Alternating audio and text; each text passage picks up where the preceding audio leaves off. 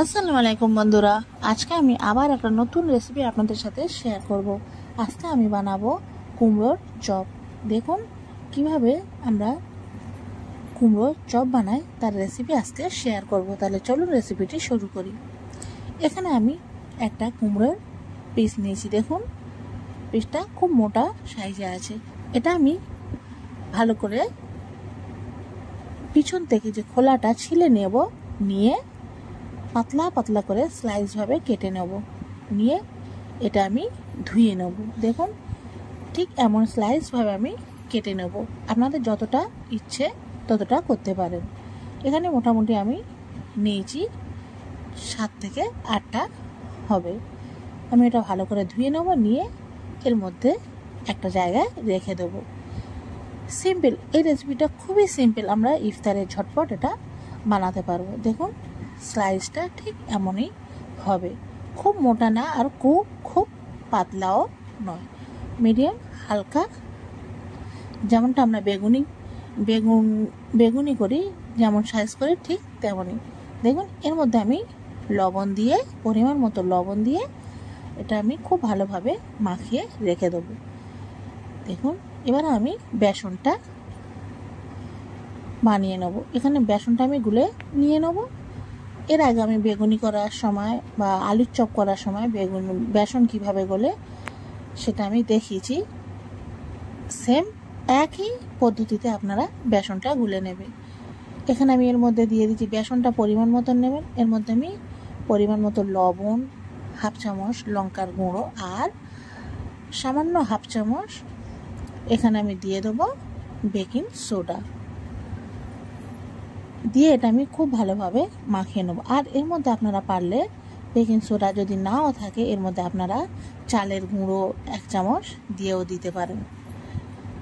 দিয়ে এটা আমি অল্প পানি দিয়ে খুব ভালোভাবে এটা মাখিয়ে নেব। দেখুন বেসনটা খুব পাতলা করে গুললে হবে না, মোটামুটি একটু ঘন গুলতে হবে। এটা আমি খুব ভালোভাবে গুলে নিয়ে এটা আমি রেখে দেবো। দেখুন পানি যতটা আমার দরকার লাগবে ততটা অল্প অল্প করে দিয়ে এটা খুব ভালোভাবে চামচ দিয়ে বা হাত দিয়ে আপনারা এটা গুলে নিতে পারবেন। দেখুন এখানে আমার ব্যাটারটা রেডি হয়ে এসছে। আর ব্যাটারটা কেমন হবে আমি আপনাদের দেখাচ্ছি। এর মধ্যে আমার একটু পানি লাগবে। দেখুন আমি অল্প একটু পানি দিয়ে আবার ভালো করে বেসনটা মাখাতে থাকবো।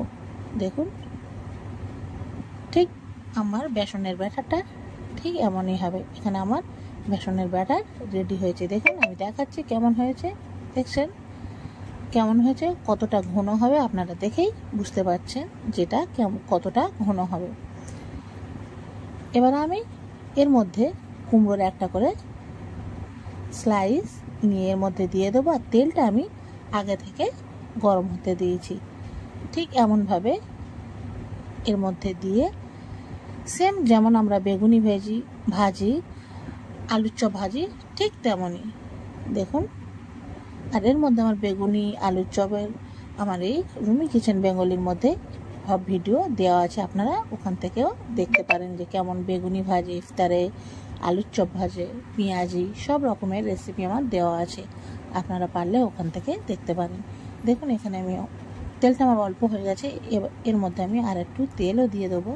আর দেখুন কুমড়োর চপটা কতটা ফুলে গেছে আর খেতে এত সুন্দর লাগে কি বলবো। আপনারা অবশ্যই একবার হলেও বাড়িতে ট্রাই করবেন। যখন একটু ভালো করে কালার এসে যাবে তখন আমি কুমড়োর চপগুলো তুলে নেব। দেখুন এমনভাবে সব ভেজে নেব। দেখছেন আমার এখানে ইফতারের জন্যে কুমড়োর চপ রেডি হয়ে গেছে। দেখতে পাচ্ছেন ঝটপট, জাস্ট 5 থেকে 10 মিনিট এটাও টাইম লাগবে, আপনাদের খুব বেশি সময় লাগবে না। দেখুন আমি একটা কেটে দেখাচ্ছি। দেখুন ভিতরে কতটা ফুলে গেছে আর খুব সুন্দর দেখতেও লাগছে, খেতেও খুব সুন্দর। একবার আপনারা অবশ্যই বাড়িতে ট্রাই করবেন, দেখবেন কদুর চপ আমাদের খেতে খুবই ভালো লাগে। এখানে আমি কুমড়োর চপটা আপনাদের কেমন হয়েছে অবশ্যই কমেন্ট করে বলবেন। ভালো লাগলে লাইক শেয়ার সাবস্ক্রাইব করবেন। আল্লাহ হাফিজ, সবাই ভালো থাকবেন।